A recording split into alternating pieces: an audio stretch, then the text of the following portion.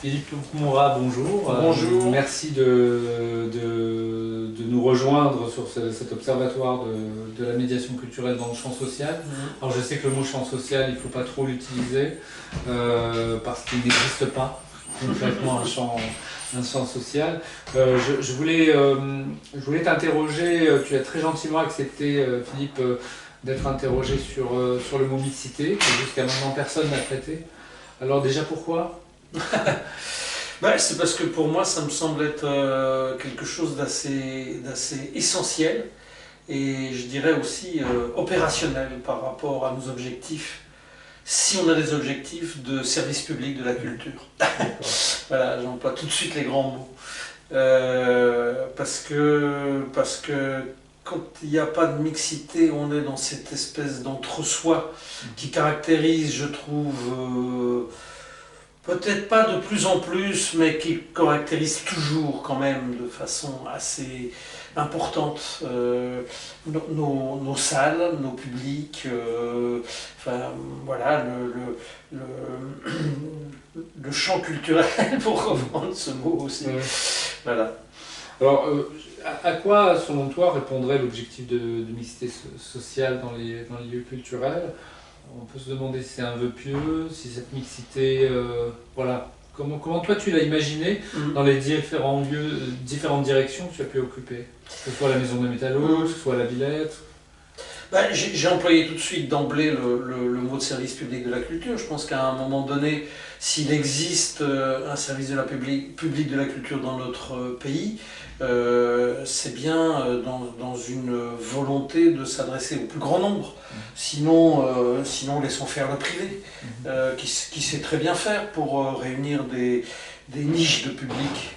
Si on décide que le public ne soit pas toujours issu de la même niche, c'est qu'on aide, on se donne une vocation de service public, et alors la mixité devient un objectif. Mais plus qu'un objectif, c'est une richesse, c'est-à-dire que c'est pas que dans les salles que ça se passe, c'est aussi sur scène.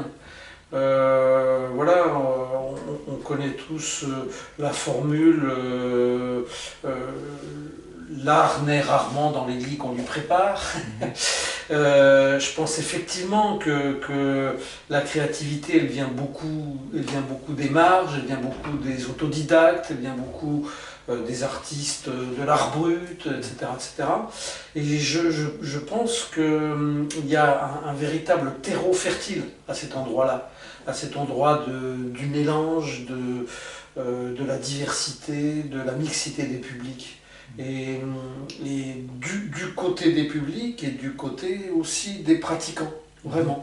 Oui, c'est-à-dire qu'en fait, ce qui est intéressant, c'est de voir aussi des propositions artistiques qui elles-mêmes tiennent compte de cette mixité. Tout à fait. Qui pourrait renvoyer au public une image peut-être un peu plus précise du monde dans lequel il vit. Tout à fait. Je sais, quand on a initié les rencontres de la Villette en 96, on est parti au départ surtout du phénomène dance-hip-hop, puis on a élargi la focale à toutes ces expressions artistiques naissantes, émergentes, qui en fait venaient surtout d'un besoin fort d'expression, de dire je dans une société qui a tendance à mougner. Et en fait, on s'est vite ouvert, au-delà des cultures urbaines, pour prendre aussi un terme qui est imparfait, mais enfin on voit à peu près de quoi on parle, à ce qui se passe en matière de création artistique dans le milieu handicapé mental, par exemple, ou handicapé physique aussi d'ailleurs, et puis dans les camps de réfugiés, dans les prisons, où il y a des expériences créatives très fortes. Voilà, et là, on se parle aujourd'hui au lendemain d'une cérémonie des Césars qui a vu couronner un film qui a été tourné avec des jeunes de Marseille qui sont des non-professionnels et qui ont été recrutés à la sortie de la prison et sur les trottoirs, etc. Et les deux Césars des jeunes espoirs, masculins et féminins, sont deux de ces jeunes-là. C'est-à-dire qui étaient là, qui ont été recrutés sur la base d'une nécessité forte d'expression parce qu'ils avaient des choses fortes à dire, eux, en tant qu'individus. Après, la rencontre avec l'artistique, ça a été du travail, et ça n'a pas abouti à une qualité artistique comme ça en claquant des doigts. En attendant, il y a quelque chose de très fort et de très régénérant qui s'est passé pour le cinéma dans cette expérience-là. Oui, et tout à l'heure tu parlais de ton activité au Parc de la Villette pendant pas mal d'années sur les rencontres hors les murs, c'est ça?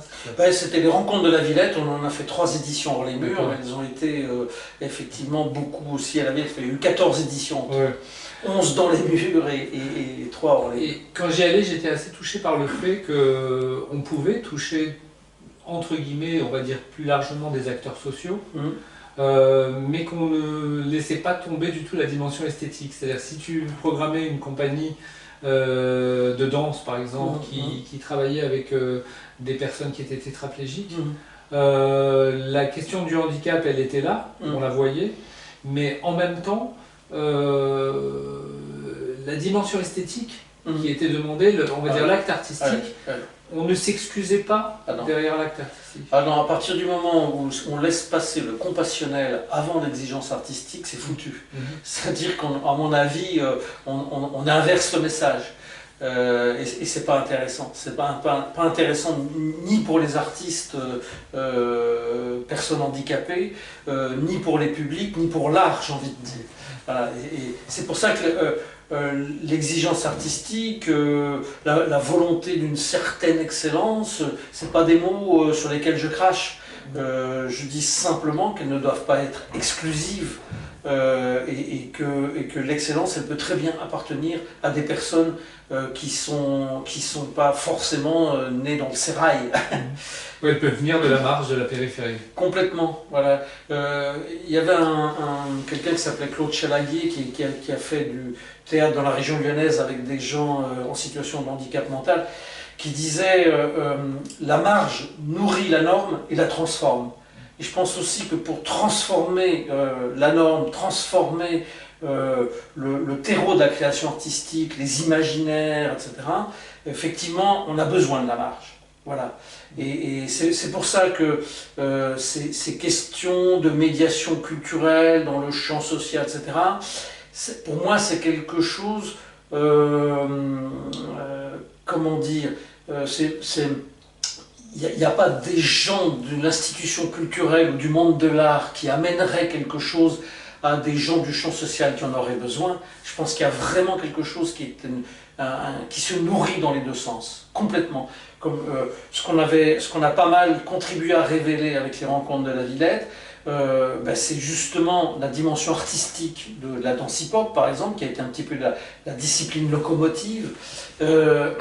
Aujourd'hui, il y a des directeurs de centres chorégraphiques nationaux qui viennent de cette esthétique-là. Et voilà, quand on a commencé en 96, c'était considéré quand même comme de l'activité occupationnelle de loisirs pour des jeunes de banlieue. Et voilà, et c'est simplement parce qu'ils ont prouvé sur les scènes qu'ils avaient une véritable force de créativité qu'à un moment donné, ils ont obtenu une reconnaissance. Institutionnelle, oui, vraiment.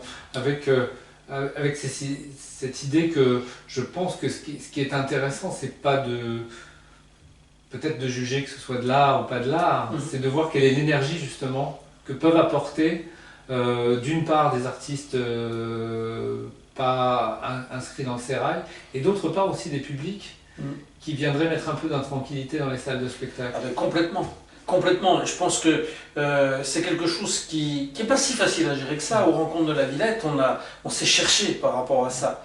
Parce que comme on a été assez vite repéré comme l'endroit où les jeunes de banlieue retrouvaient leur univers, on a eu une ou deux éditions, on a eu du mal à ne pas reconstituer un ghetto au sein de l'institution culturelle qu'était la Villette.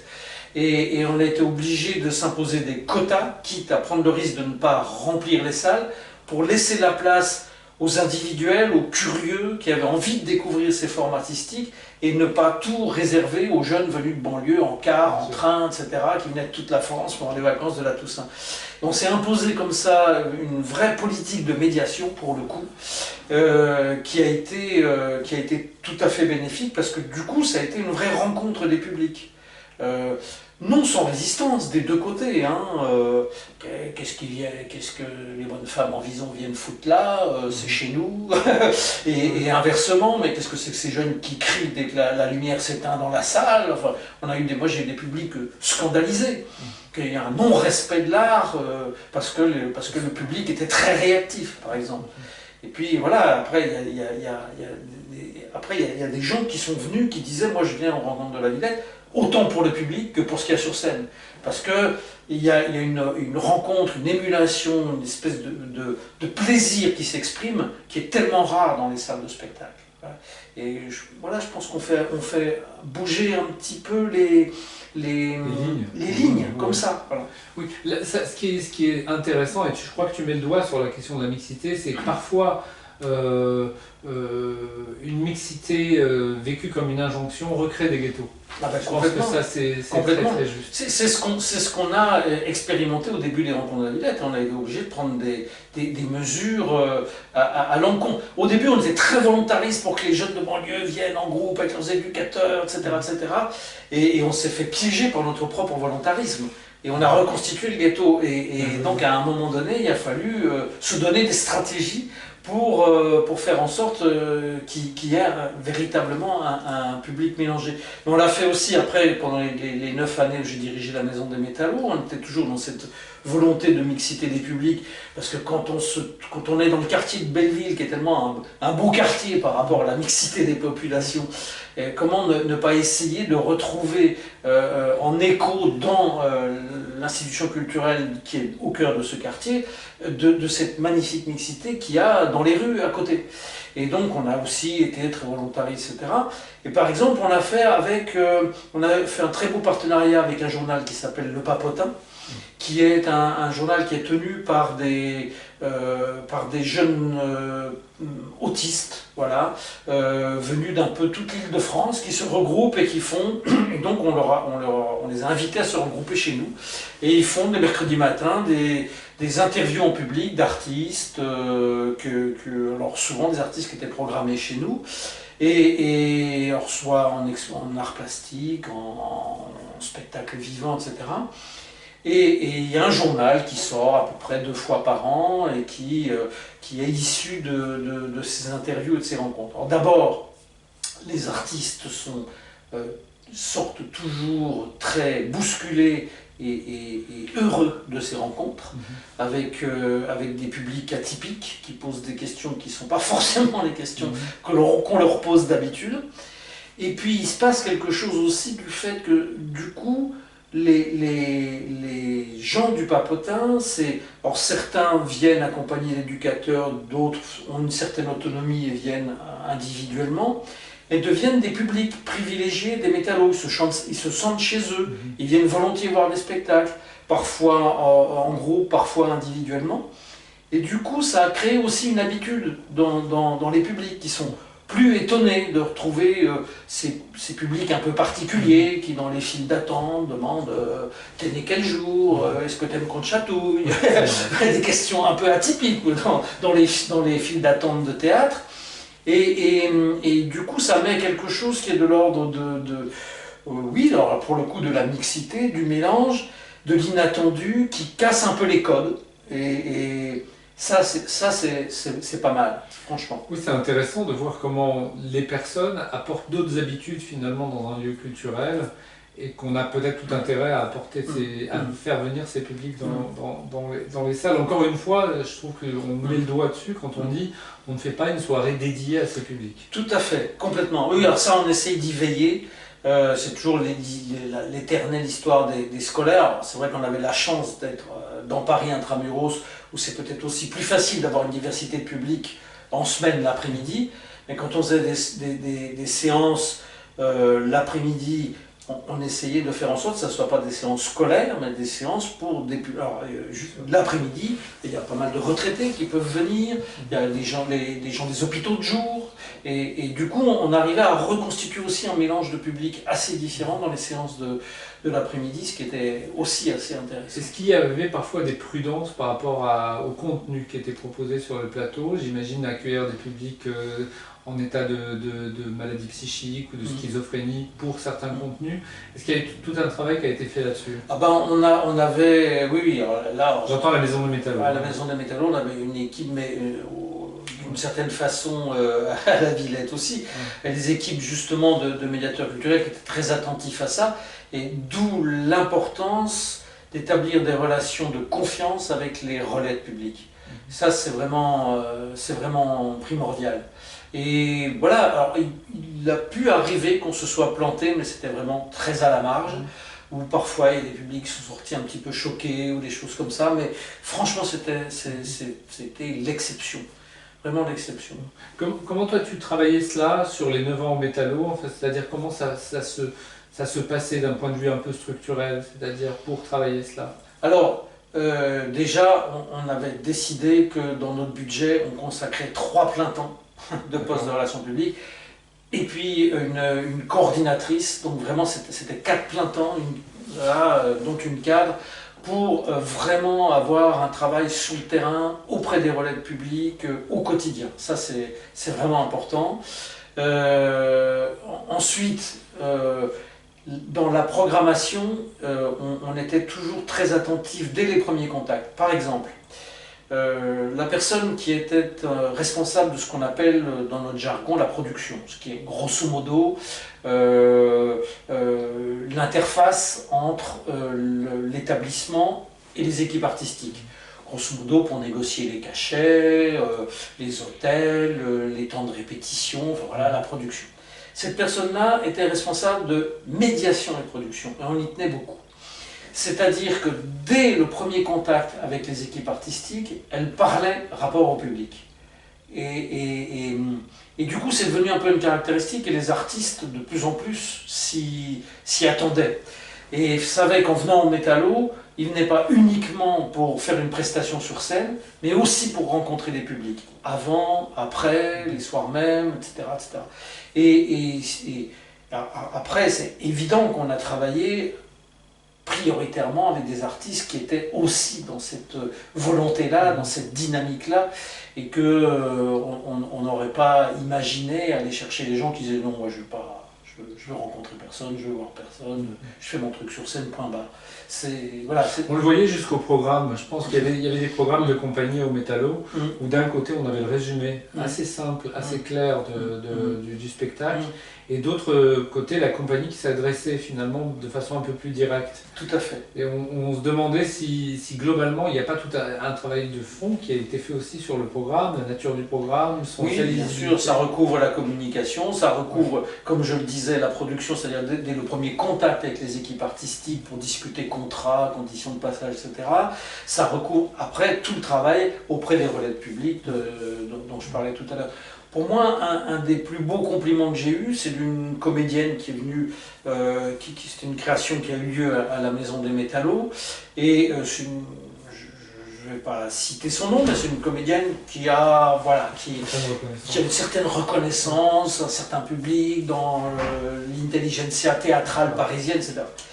Et elle me dit le soir de la première, parce qu'on faisait un peu de première, comme toujours, elle vient me voir, elle me dit « C'est incroyable, depuis le temps que je fais des premières à Paris, je déteste ça.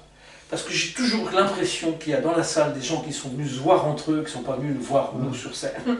Et là, pour la première fois, je n'ai pas ressenti ça. J'ai ressenti qu'il y avait un vrai public dans la salle, et ça m'a mis vraiment à l'aise dans mon jeu, et du coup le stress de première est totalement passé. Et pour moi c'est un des plus beaux compliments qu'on m'ait fait, c'est-à-dire qu'il y avait cette reconnaissance que tout notre travail sur la mixité des publics finalement était ressenti jusque sur scène par des gens expérimentés.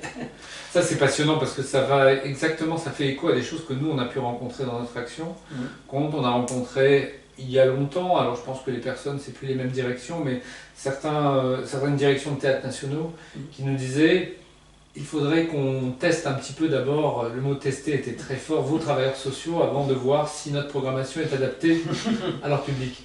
Et ça, c'est assez intéressant parce que cette comédienne dit le contraire de ce que disent certains théâtres, elle dit le contraire des peurs de certains théâtres, que la salle soit un peu inadéquate finalement par rapport à l'œuvre en question. Ben oui, mais en même temps, cette comédienne, elle est aussi dans... C'est pas un hasard si, si elle était programmée au Métallo et si on a collaboré. C'est aussi parce qu'elle était dans ce souci-là, c'est-à-dire et il y a quand même aujourd'hui un certain nombre de gens, de théâtre, de danse, etc., qui se posent vraiment ces questions-là, c'est-à-dire de toujours s'adresser au même public et qui se posent des questions par rapport à leur métier même. C'est-à-dire, est-ce que mon métier c'est ça, de m'adresser toujours aux mêmes qui viennent autant se voir entre eux que de nous voir nous et nos œuvres. Et je pense que l'institution culturelle aurait tout intérêt à se poser de façon plus fréquente et générale cette question-là. Parce qu'on voit bien, qu'il y a un phénomène d'entre-soi qui persiste fortement et qui est nocif par rapport à la notion de service public de la culture et par rapport à la régénération des publics. Enfin, en tout cas, à Paris, on voit bien que les publics vieillissent beaucoup, qui sont quand même une catégorie sociale assez précise, et qu'il y aurait tout intérêt à travailler à ce qu'il y ait une vraie mixité. Est-ce qu'il y a, alors, est-ce que tu vois un lien entre la question de la mixité et la question de la diversité culturelle, qui sont deux questions, à mon avis, un petit peu différentes, parce qu'on parlerait de... Alors, voilà, Patrice Meyer-Bisch, quand il défend les droits culturels, il dit que c'est quand même quelque part deux questions qui se recoupent. Et qu'il y a intérêt à considérer la diversité culturelle avec l'acceptation anthropologique du mot culture, c'est-à-dire en y mettant quelque chose de très large, et que la diversité culturelle, c'est la diversité des formes, c'est la diversité des entre guillemets disciplines, mais vraiment discipline au sens large, parce que Patrice Meyer-Bisch, il y met le sport, il y met la cuisine, etc. Je pense effectivement que c'est quand même intéressant d'être toujours attentif à toutes ces interfaces. Je pense que les œuvres pluridisciplinaires, on l'a vu avec la danse hip-hop, j'en parlais, on l'a vu avec les arts du cirque, on a vu que ces arts qui ont fait irruption sur scène dans les 20, 30, 40 dernières années ont décloisonné des expressions artistiques et ce faisant décloisonnent aussi les publics. Voilà. Moi j'étais, par exemple, la danse hip-hop, quand elle a surgi, j'ai observé que beaucoup les petits-enfants amenaient leurs grands-parents, par exemple.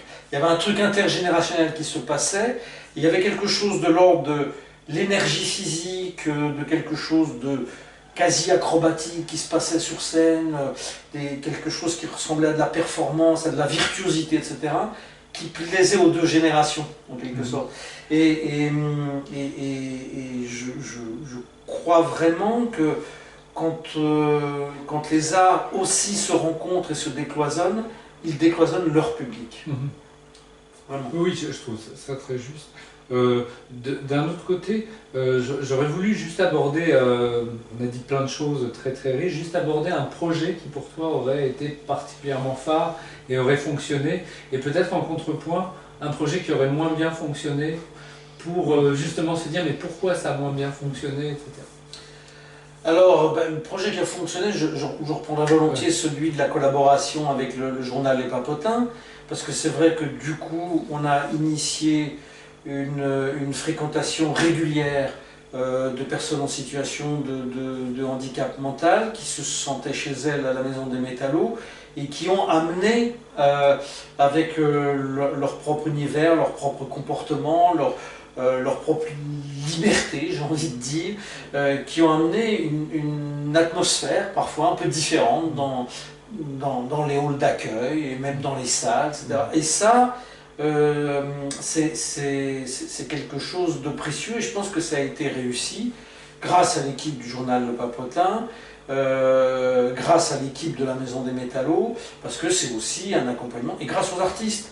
Parce que quand il arrivait qu'il y ait un groupe relativement important de jeunes autistes dans la salle, on prévenait les artistes. Parce qu'il est arrivé, pareil, de façon très exceptionnelle, qu'il y ait parfois des réactions un peu intempestives dans la salle, que généralement on a assez bien géré, mais c'est bien que l'artiste sur scène soit au courant, se laisse pas surprendre, etc. Et ça s'est toujours bien négocié. Mais je pense voilà, que c'est une expérience qui est riche, qui est intéressante, qui, à mon avis, a été assez réussie.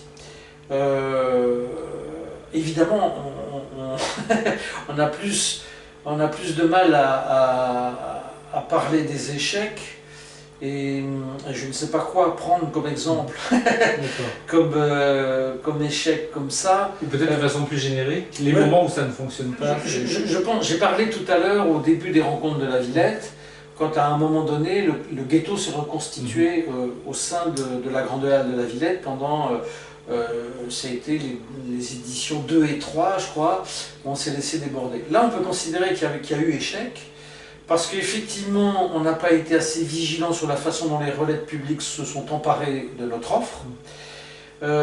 Et il y a eu, voilà, c'est aussi une période où il y avait toute cette tendance à mettre des grands frères comme animateurs sur les quartiers, qui n'étaient ni préparés, ni formés, ni motivés. et donc, on a eu des groupes qui n'étaient pas encadrés ou mal encadrés, où les grands frères allaient au bistrot en face pendant que les jeunes étaient lâchés en liberté dans la Grande Halle de la Villette.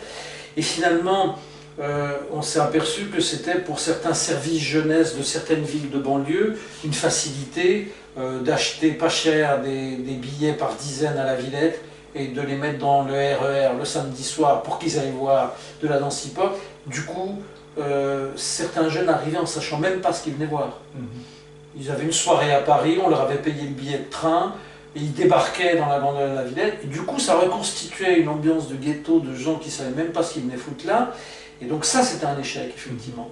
Et donc il a fallu qu'on travaille là-dessus, et qu'on travaille notre relation avec les relais publics, avec les services jeunesse, et ça a été vraiment une prise de conscience que si on voulait que dans la salle, il n'y ait que des gens qui aient envie d'être là, ça c'est quand même un critère important, parce que là on arrivait au résultat où des personnes curieuses qui avaient envie, qui avaient entendu parler à la radio, à la télévision, etc., de ce phénomène dansipop, qui avaient envie de le découvrir, venir le voir, ils venaient, on leur disait c'est complet.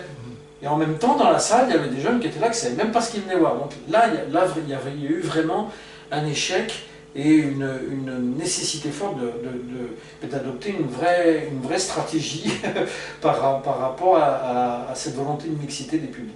D'accord. Une dernière question, c'est la politique de la ville. La question de la politique de la ville, tu as travaillé en politique de la ville sur des territoires. Quelle est ta vision aujourd'hui? Enfin, c'est une question assez large qu'on a posée à...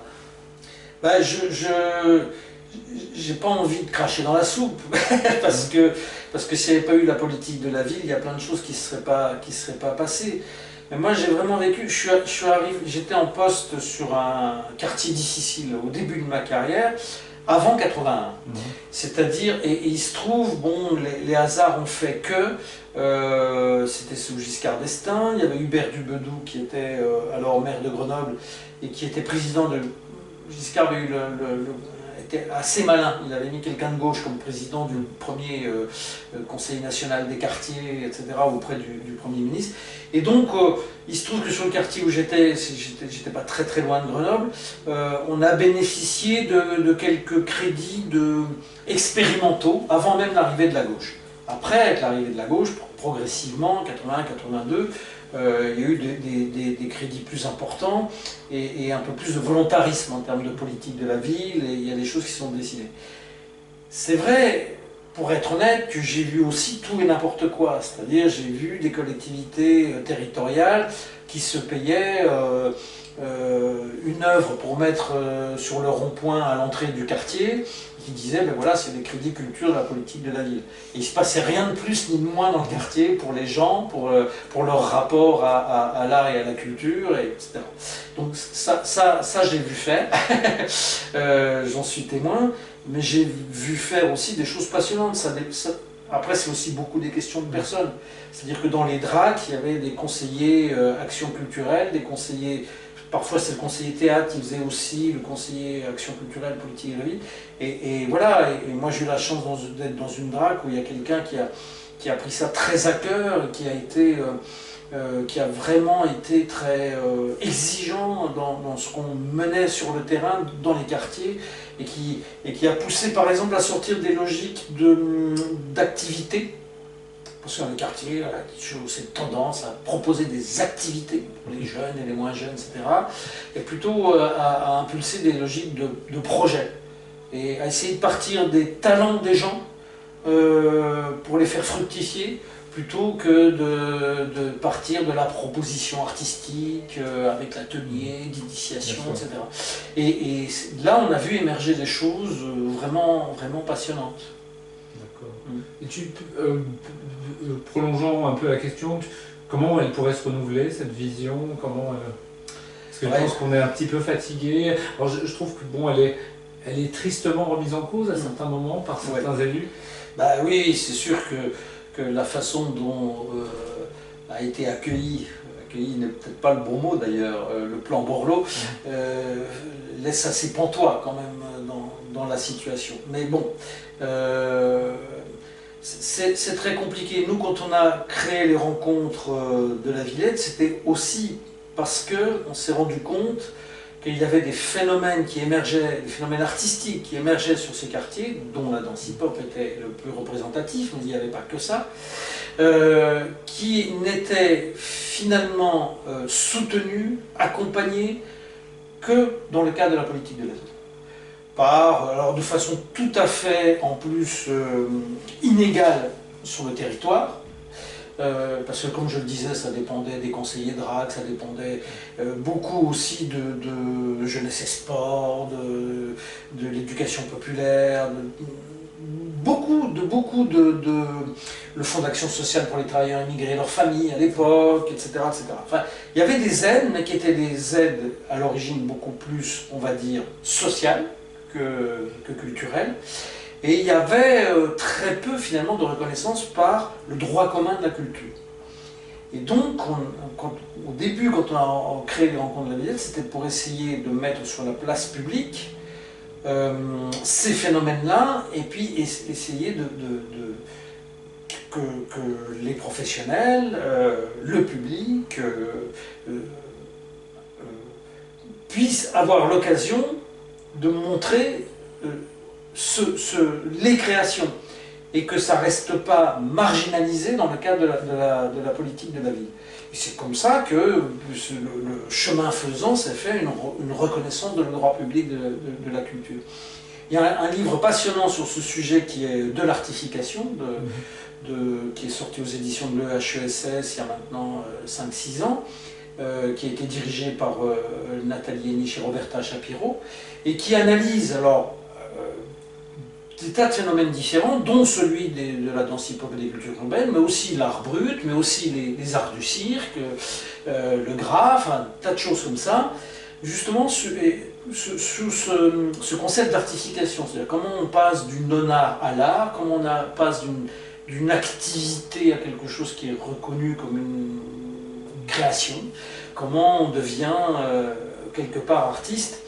Et c'est très intéressant de voir que c'est un phénomène assez complexe, et que c'est absolument pas l'institution qui décide. L'institution, généralement, est à la remorque de tout ça, une cour derrière. Et c'est tout à fait passionnant, et je trouve que la mixité des praticiens de ces arts-là, comme la mixité des publics qui viennent les voir, souvent d'ailleurs c'est un petit peu les mêmes familles, ça contribue vraiment à régénérer le monde de l'art, complètement. Philippe Morat, merci beaucoup. Merci d'avoir accepté de répondre au mot mixité, qui est vaste. Et merci d'y avoir apporté ton expérience d'opérateur culturel.